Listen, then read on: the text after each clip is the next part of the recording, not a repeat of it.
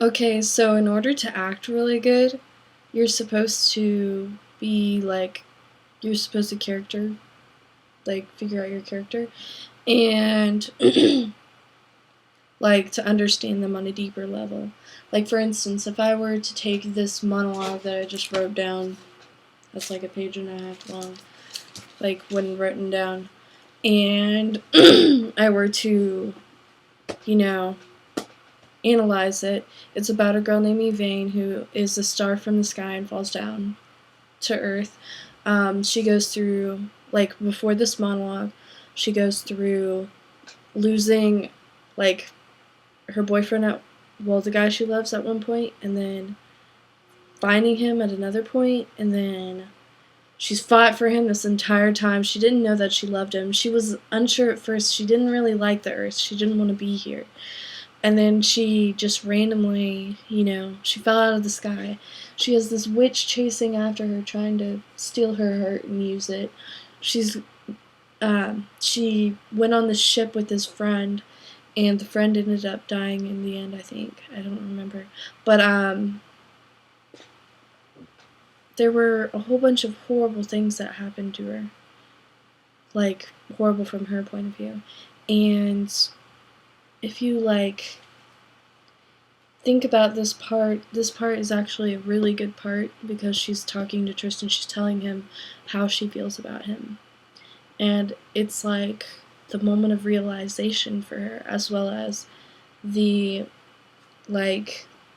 moment she realizes that, love is worth fighting for and that she needed to fight for it with him.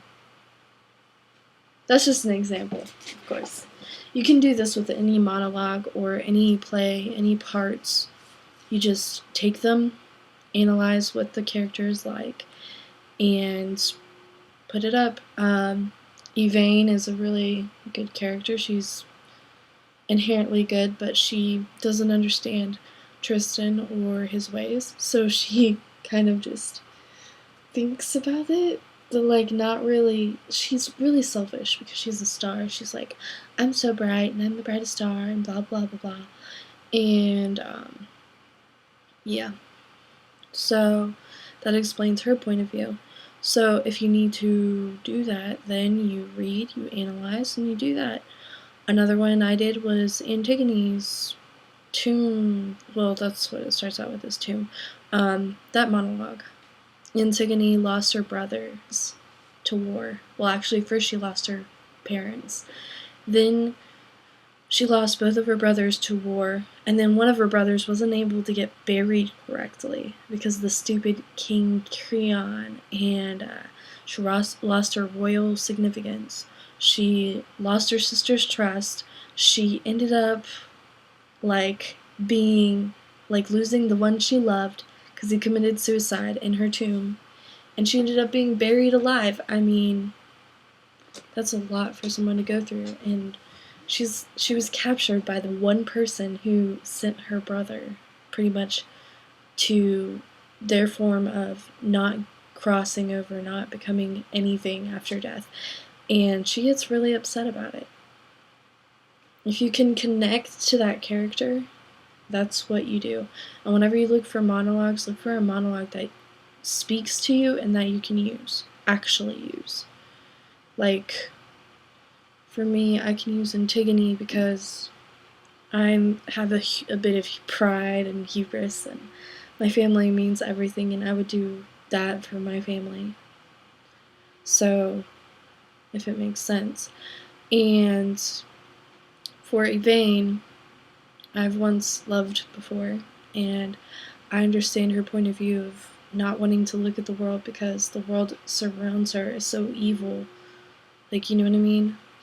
Well, the world that surrounds us is so evil with the wars and hate and blah blah blah.